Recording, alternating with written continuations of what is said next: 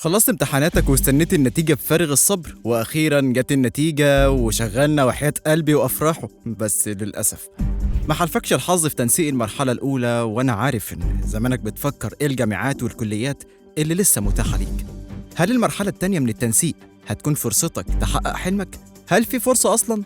طب لو قلتلك إن المرحلة التانية للتنسيق لسه فيها أمل كبير، الحلقة دي هتكون مختلفة. هنجاوب على كل الأسئلة اللي مش بتبطل تفكر فيها من ساعة ما النتيجة ظهرت. مستعد تعرف معانا إزاي تستغل الفرصة دي؟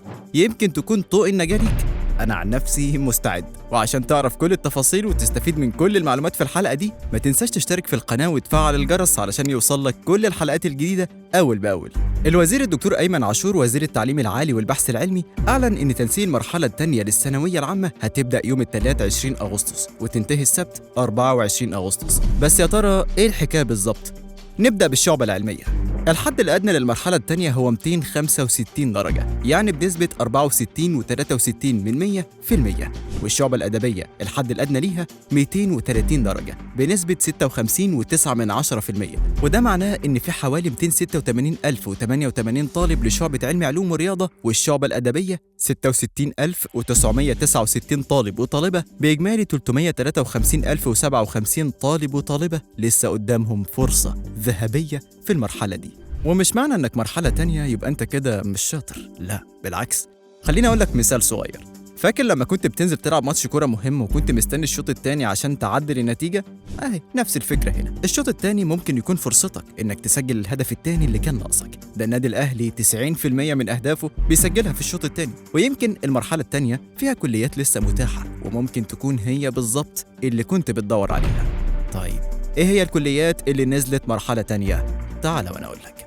بالنسبة لشعبة أدبي لسه في أماكن فاضية في كلية التربية تعليم ابتدائي والتربية شعبة طفولة مبكرة، وكلية الحقوق والأداب والتربية النوعية والخدمة الاجتماعية ودار العلوم والسياحة والفنادق والاقتصاد المنزلي والتربية الرياضية وكلية التربية للطفولة المبكرة. يعني لو حلمك تكون مدرس، محامي، أو حتى متخصص في السياحة، لسه عندك فرصة كبيرة.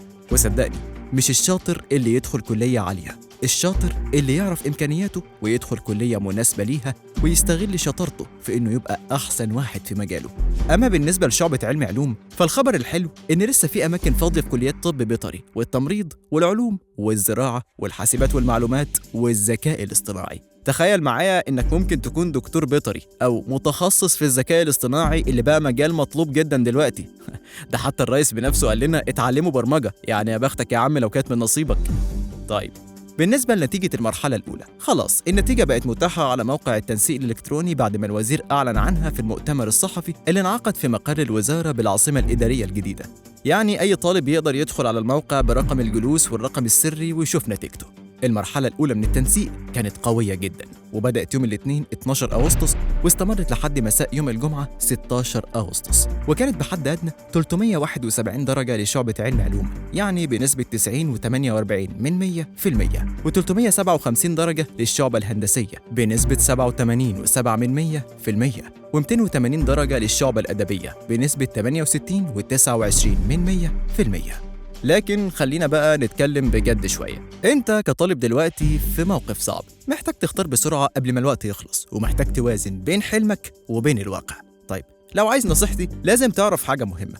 التنسيق مش مجرد أرقام ونسب مئوية، أحياناً بيكون الحظ والتوفيق لهم دور كبير. ممكن يكون في طالب درجاته أعلى منك بس ملحقش الكلية اللي هو عايزها بسبب خطأ في ترتيب الرغبات، وانت تكون نصيبك أحسن بكتير منه. مش بس كده، المرحلة التانية كمان فرصة إنك تعيد التفكير في اختيارك. ممكن تكون حاطط في بالك كلية معينة، لكن تكتشف إن في كلية تانية أحسن ليك بكتير. مين عارف، ممكن تبقى دي نقطة تحول كبيرة في حياتك. والمهم دلوقتي إنك تفهم إن لسه في أمل في المرحلة التانية. العدد الكبير من الطلاب اللي لسه قدامهم فرصة كبيرة في الكليات المتاحة دي معناه إن ممكن تحقق أحلام كبيرة، بس أنت لازم تكون مستعد وتفكر كويس في اختياراتك.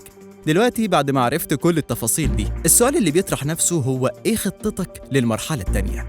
هل هتغير رغباتك وتختار كلية جديدة؟ ولا هتتمسك بحلمك وتحاول تلاقي طريقة تحقق بيها طموحك؟ ولا هتسيبها تيجي زي ما تيجي؟ شاركنا رأيك في التعليقات وقول لنا انت ناوي تعمل ايه، وهل التنسيق السنة دي في صالح الطلاب؟ وما تنساش تشترك في القناة وتفعل الجرس علشان تشوف الحلقات الجديدة أول ما تنزل. سلام.